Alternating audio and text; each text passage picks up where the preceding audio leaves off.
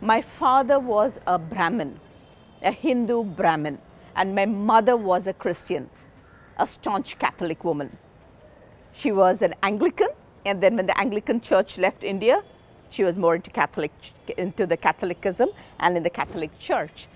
I was educated throughout my life in Catholic schools. So there is a huge influence of Catholic faith in my life.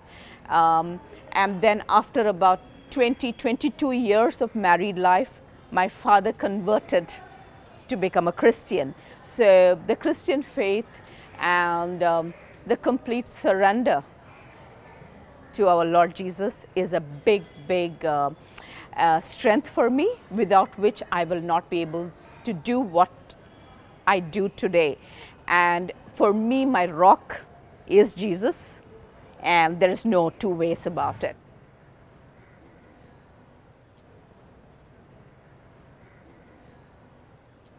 In terms of my motto, my inspiration in life is not to be ministered unto, but to minister, which comes straight from the Bible. Okay, not to be ministered unto, but to minister. And that is how I started Healing Fields Foundation, because I feel that each of us have been put on this earth to fulfill a mission of God. And all of us have chosen to be the miracle worker that Jesus has created, has given us a very strong purpose. So for me, to going back to my Bible is extremely important. My faith is extremely important.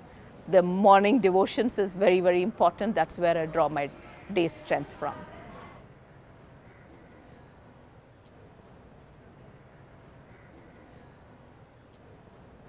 Where are the leaders? We have one Mother Teresa. Where are the others?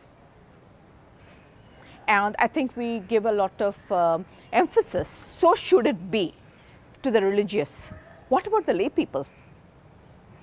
The lay people, what about people outside who are working in outside areas other than in the church? Okay, the focus is not there. The focus is very inward looking rather than outward looking. We need to be, especially in this day and age, where historically we have changed. There was a time in India, education and healthcare were in the hands of the missionary and Christian organizations. Today, it is not so. We have moved. Okay. There are a lot of other missionaries other than the Christian missionaries in India, and there are a lot more schools. There are a lot more corporate hospitals. So we need to be a little bit more inclusive within the church. Start including people who are doing things outside of the church parameters, who are Catholics, who are lay people. We need to be inclusive of that. I don't see much of that happening. That needs to change. And when Pope Francis became the Pope, and his focus has been outward in terms of bringing more people to the faith.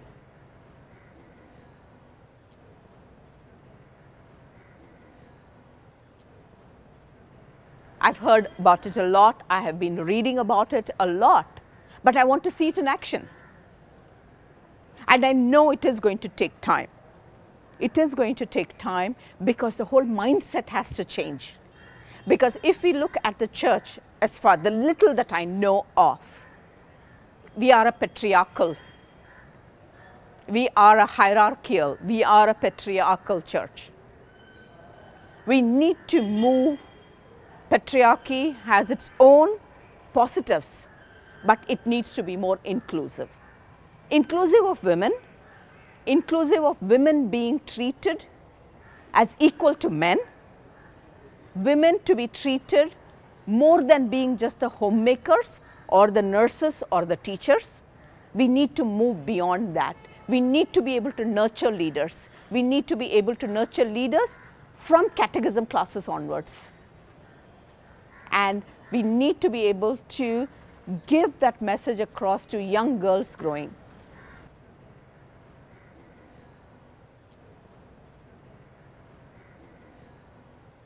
as church members, we need to be more active, no doubt about it. We need to be more active, and I believe that we need to break those barriers. Yeah? So it has to be an inclusive, it has to be where the church and the lay members and the members of the parishioners and the members of the church work together to be able to create a platform where this can be facilitated. This kind of free thinking is facilitated, and we would be able to bring about changes in leadership. But right now, as I see it, at least for India, I am not seeing many women, or any women for that matter, as leaders within the church.